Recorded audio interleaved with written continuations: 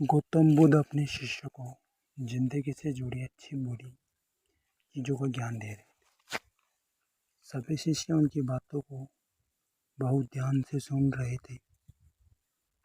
उन सभी शिष्य में से एक ऐसा शिष्य था जिसे प्रश्न पूछने की बहुत आदत थी।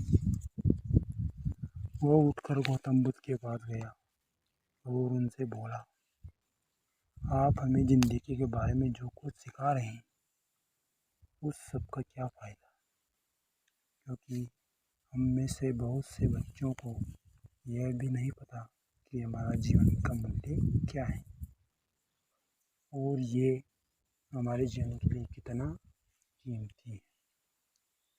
पहले आप हमें यह बताइए कि इस जीवन का मूल्य क्या है। अपने शिष्य की बात सुनकर गौतम बुद्ध अपनी कक्षा में गए और एक चमकता हुआ पत्थर का टुकड़ा लेकर आए। वो टुकड़ा उन्होंने अपने शिष्य को दिया और बोले, मैं तुम्हें इस जीवन का मूल्य तब बताऊंगा जब तुम इस पत्थर का सही मूल्य पता लगाकर आओगे। साथ ही यह ध्यान रखना कि तुम्हें यह पत्थर का टुकड़ा किसी को बेचना नहीं है।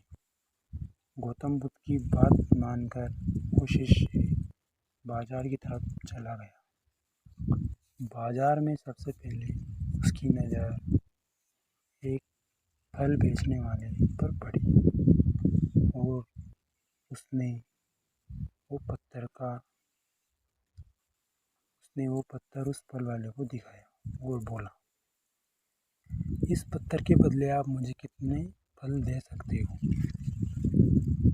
फल वाला बोला, यह पत्थर कुछ खास तो नहीं है, लेकिन फिर भी इसके बदले मैं तुम्हें 10 केले दे सकता हूँ।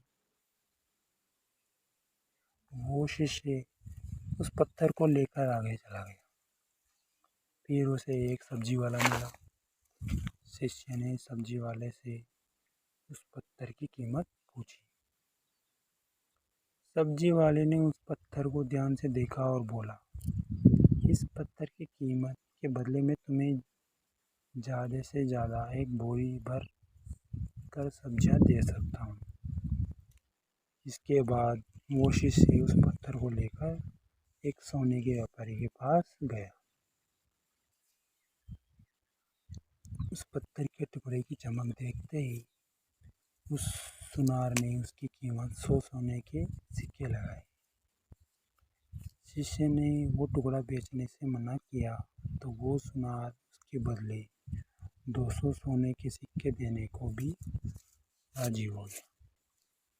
लेकिन शिष्य ने वो पत्थर नहीं बेचा। इसके बाद शिष्य एक हीरों के व्यापारी के पास गया और उनके सामने उसने वो पत्थर के टुकड़े को रख दिया।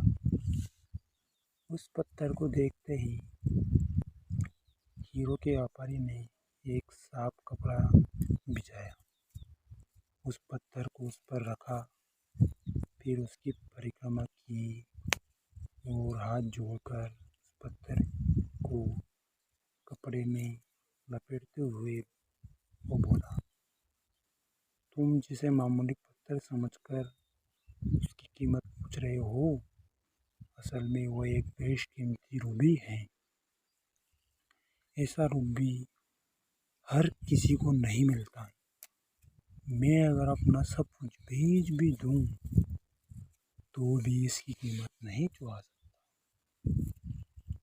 उस व्यापारी की बात सुनकर वो शिष्य हैरान हो गया।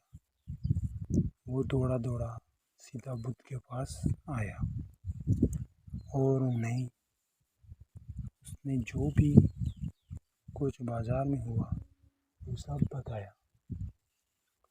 उसकी अचरज भरी बातें सुनकर गौतम बुद्ध बोले, तुम्हारे सवाल का जवाब इसी रूबी की कीमत में छिपा है।